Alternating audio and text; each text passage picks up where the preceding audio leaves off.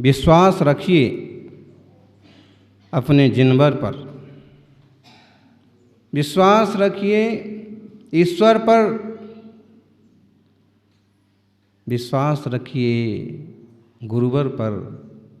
ये तूफान को हवा के झोंके में बदल देते हैं। भगवान पर विश्वास रखिए, श्रद्धा रखिए, और भगवान की कृपा से, गुरु की कृपा से तूफान भी हवा के झोंके में बदल के रह जाता है। बड़े संकट थोड़ी सी तकलीफ देकर के टल जाते हैं, बड़े से बड़े कार्य धीरे धीरे सहज रूप से सिद्ध हो जाते हैं। विपरीतताएं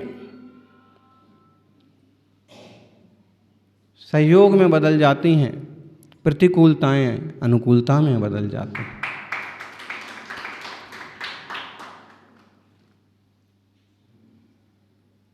विश्वास रखिए। जहाँ विश्वास और श्रद्धा के बल पर काम बनते चले जाते हैं, वहाँ अविश्वास, अश्रद्धा और समर्पण की कमी के अभाव में काम बिगड़ते चले जाते हैं।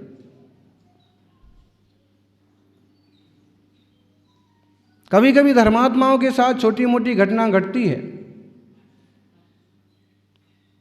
तो उसे विपरीत एंगल से देखने वाला कहता है कि देखो, तुमने खूब सेवा करी, तुम्हें क्या फल मिला? तुम्हें बुखार चढ़ गया, तुम्हारी गाड़ी का एक्सीडेंट हो गया और उस पर क्रैच आ गई। ठीक है, लेकिन जब वही श्रद्धालु जवाब देता है तो कहता है, पता नहीं जितनी गहरी खाई में मेरी गाड़ी गिरी, जिस माहौल में मेरी तबीयत बिगड़ी, उसमें पता नहीं मैं बचने वाला भी था कि नहीं। ये तो गुरु की कृपा, भगवान का आशीर्वाद है कि मैं आज भी सुरक्षित हूँ। सोच का एंगल सबका अपना अपना होता है, सोचने का तरीका अलग अलग होता है। यहाँ बैठे हैं अभी सभी लोग 3-3, 4-4 दिन सर्दी बुखार शरीर का दुख झेल करके वापस रेडी हो, चौथे दिन तो रेडी हो ही जाते हैं। भले 2-3 दिन और कमजोरी के लिए वो आराम कर ले हुए। और मान लीजिए कि यही जीव कहीं और होता इस समय पर, प्रभु के चरणों में, गुरु के सेवा में ना होता, तो फिर और क्या हो सकता था? उसका रूप बदल जाता है। देखो, आप अपने पिता के पास खड़े हैं, आप 15-17 साल के हैं, अपने पिता के पास खड़े हैं और कोई पड़ोसी, कोई गुंडा, कोई बदमाश आपको हड़काने के लिए आता है, गाड़ी देने के लिए आता है, तो पास में खड़े हुए आपके पिता को देख करके बहुत ज़्यादा नहीं हड़का पाता है, बहुत ज़्यादा गाली गलौज नहीं कर पाता है, ज़्यादा से ज़्यादा धमकी दे के जाता है कि देख ठीक से चलना, नहीं तो हाथ पांव तोड़ दूंगा, इतना ही कर पाता है। और उस वक्त अगर आपके पिता नहीं वहाँ खड़े हैं, आप अकेले ही हैं, फिर क्या होगा बोलो? वो पूरे रोष में आया है, हाकी बल्ला लेके आया है, हाथ पांव तोड़ने के लिए आया है, क्या होगा? तोड़ के ही जाएगा। जैसे केवल किसी बड़े व्यक्ति के पास खड़े होने से समस्याएं टल जाती हैं, ऐसे ही भगवान की शरण में आने वालों की भी समस्याएं टल जाती हैं, दूर हो जाती हैं। देश पर जो मुसीबत है कोरोना की, ये भी धीरे धीरे टल जाएगी। लेकिन अब लोगों को मंदिरों में जाना चालू करना चाहिए, सात्विक पद्धति से डिस्टेंसिंग के साथ भगवान की पूजा अर्चना वंदना भक्ति चालू करना चाहिए। घर में पड़े पड़े तो बहुत गुजर गया समय। अरे जब बाजार में जा करके जा ही रहे हैं लोग, दुकानों पर जा ही रहे हैं, तो मंदिर में जाने का किस बात का परहेज, और मंदिर के लिए क्यों बाउंड? भगवान के पास जाएंगे, स्तुति गाएंगे, भक्ति करेंगे, मंत्र जाप करेंगे, पूजा अभिषेक करेंगे, विवेक के साथ करेंगे, सहजता से, शांति से इस महामारी से भी छुटकारा पा जाएंगे।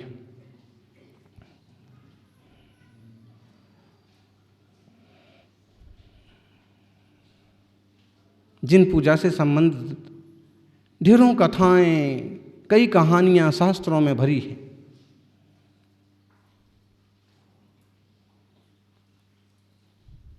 और वो तो कथाएं हैं, अपन जीवंत उदाहरण देख सकते हैं। यहाँ भी बैठे हैं धैर्यवत के एक श्रावक, ऐसी भयंकर परिस्थिति से गुजर चुके हैं कि उनको तो अभी इस देह में होना ही नहीं चाहिए था, चले गए होते, फिर हैं कैसे? कहीं ना कहीं भगवान की भक्ति की बदौलत, गुरु के आशीर्वाद की बदौलत।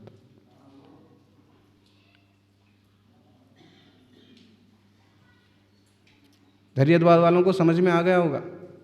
और ऐसे नहीं, बहुत सारे उदाहरण हैं, भक्ति के बल पर, श्रद्धा के बल पर, आशीर्वाद के दम पर छोटी मोटी बाधा विपदाएं यूं टल जाती हैं। हम विपदाएं टालने के लिए भक्ति ना करें, हम भक्ति के लिए भक्ति करें, समस्याएं आप दूर रहेंगी।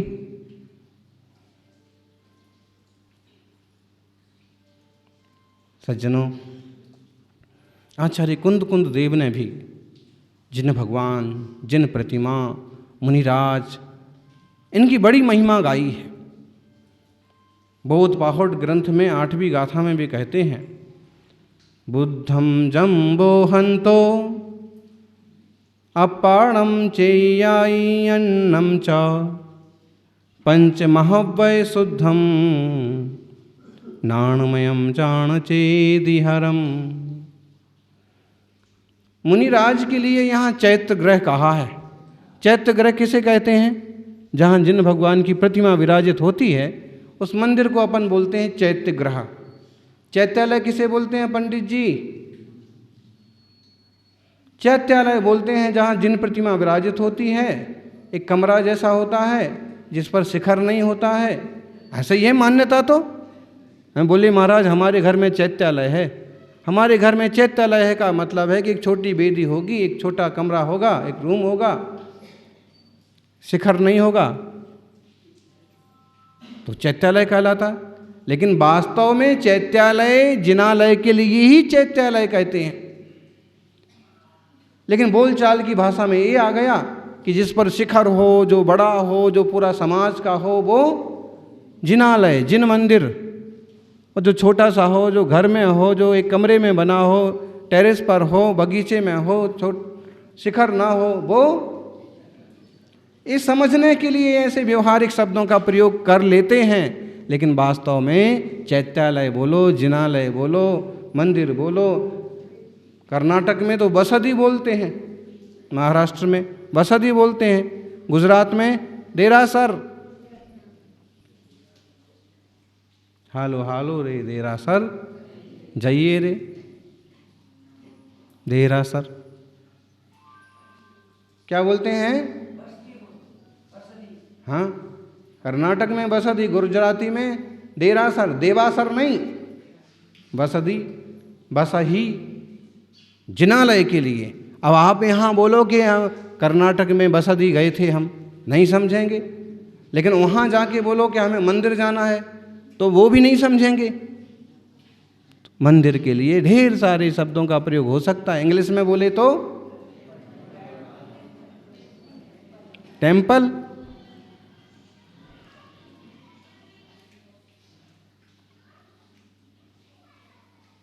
गुजराती में देरासर,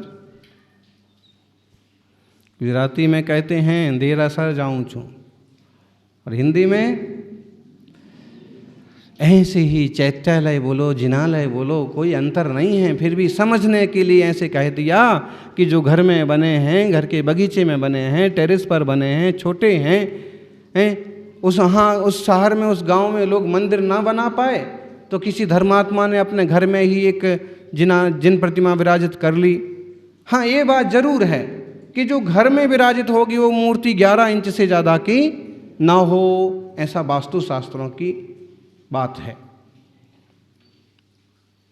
तो चैत्य ग्रह कहते हैं जहाँ जिन प्रतिमा विराजित हैं वो जिनालय। यहाँ बात ऐसी कही है कि जिनालय के लिए तो कहा ही है चैत्य ग्रह, मुनिराज के लिए चैत्य ग्रह कहा। बुद्धम जम्बोहंतो अपाड़म चेयाईम अन्नम चा। जो मुनि बुद्ध हैं, ज्ञानमय हैं, जो अपनी आत्मा को जानते हैं, औरों की आत्मा को भी जानते हैं, स्वयं संबोधित हैं, दूसरों को भी उपदेश देते हैं, वो कहलाते हैं चैत्य। चैत्य माने चैतन्य स्वरूप को जानने वाले। चैत्य मतलब चैत्य, चैतन्य स्वरूप को जानने वाले, ज्ञानमयी आत्मा को जानने वाले, 5 महाव्रत से शुद्ध अत्यंत निर्मल चारित्र वाले मुनिराज को क्या बोलते हैं? चैत्य ग्रह। क्यों? 5 महाव्रत आदि से संपन्न देह वाले हैं और देह में विराजित है चैतन्यमय आत्मा, इसलिए चलते फिरते मुनि को क्या बोलते हैं? चैत्य ग्रह। पहले सुना कभी ऐसा? चैत्यालय बोले हैं मुनिराज के लिए,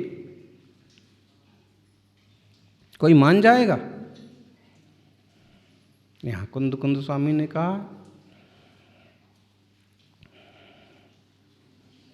जो अपने स्वरूप को जानते हैं, औरों के स्वरूप को जानते हैं, निष्पाप निर्मल प्रवृत्ति वाले हैं, चैतन्य स्वभाव को अनुभव करते हैं, वो ही चैत्य ग्रह हैं। ऐसे संयमी मुनि वास्तव में चैत्य ग्रह हैं, और बाहर के जो जिनालय वगैरह हैं वो व्यवहार न ऐसे चैत्य ग्रह हैं।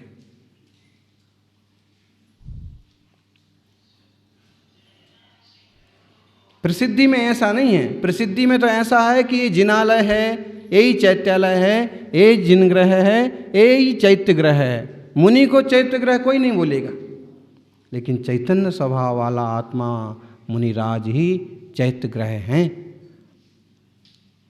5 महाव्रत आदि से संपन्न। और कहते हैं कैसे हैं वो चैत्य ग्रह, क्या करते हैं? चेयम बंधम मोक्षम सुखम दुखम च अपयम तस्स चेयहरम जिनमग्गे छक्का हियंकरम भणियम। ऐसे कहते हैं कि जिनके बंध और मोक्ष, सुख और दुख है, उस आत्मा को चैत्य कहते हैं। जिन्हें बंध होता है, बंध से मोक्ष होता है, सुख दुख का अनुभव होता है, उस आत्मा को क्या कहते हैं? चैत्य कहते हैं। अभी यही तो कहा ना, चैतन्य स्वभाव वाला जीव चैत्य है। तो ऐसा चैत्य है, और ये सुख दुख बंध मोक्ष जिनके है,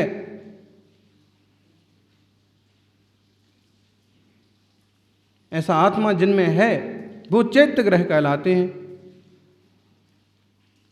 तो ये चलते फिरते चैत्य ग्रह हो गए मुनि। जिन मार्ग में मुनिराज वे वास्तव में मोक्ष की मार्ग पर बढ़ रहे हैं, वे सुख दुख का अनुभव भी करते हैं, तो भी अपने चैतन्य स्वभाव में रमते हैं। मुनि हो गए चैत्य ग्रह। और ये चैत्य ग्रह कैसे हैं? छक्काय हियंकरम भणियम, 6 काय के जीवों की रक्षा करने वाले हैं। 2 अर्थ करेंगे इसके। एक, पहला तो मुनिराज चैत्य ग्रह हैं और वो 6 काय के जीवों की रक्षा करते हैं। दूसरा, जिन चैत्यालय ही चैत्य ग्रह है और उससे 6 काय के जीवों की रक्षा होती है। कैसे? सबसे पहले मुनिराज 1 इंद्रिय, 2 इंद्रिय, 3 इंद्रिय, 4 इंद्रिय, 5 इंद्रिय, संगी असंगी, ये जीव, अथवा 6 काय, 5 स्थावर, 1 तरस, पृथ्वी जल अग्नि वायु वनस्पति, किसी भी प्रकार का घातपात इन जीवों का नहीं करते। बोलो चतुर्मास क्यों किया है यहाँ पर? दिलीप जी बताओ। बोलो अशोक जी, और कोई बोलो।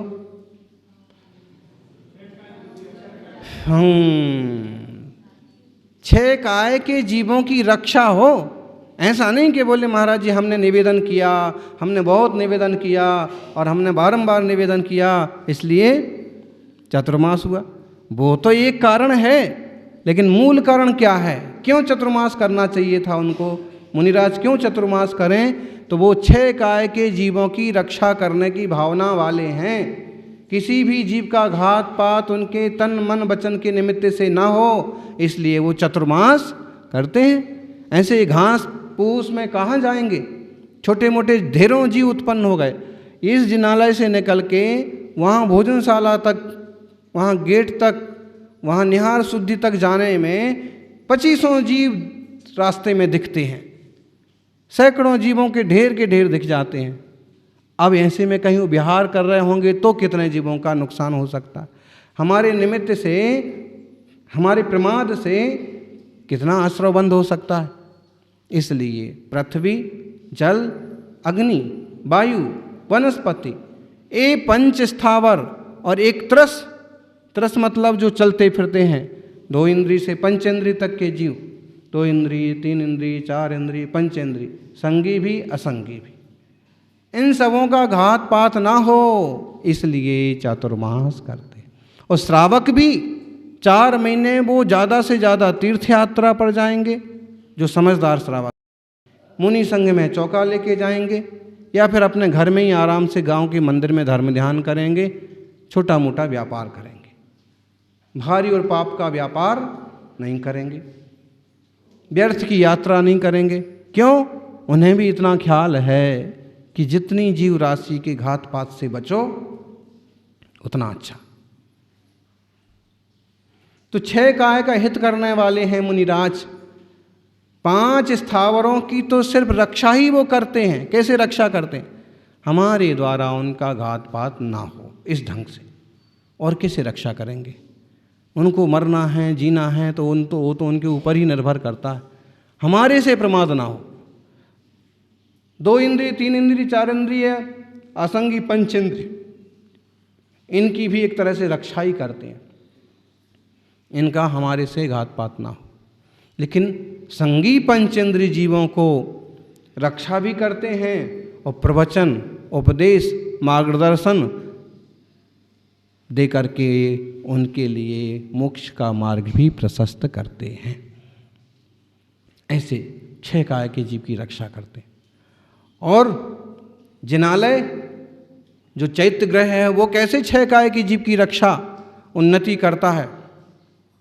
तो सठपाहट की टीकाकार सुरसागर सूरी ने कई सारी बातें कही कि बोले जिनालय के बनने में जो पत्थर लगे, ईंटें लगी, मिट्टी लगी, उससे उन जीवों का पुण्य बढ़ा।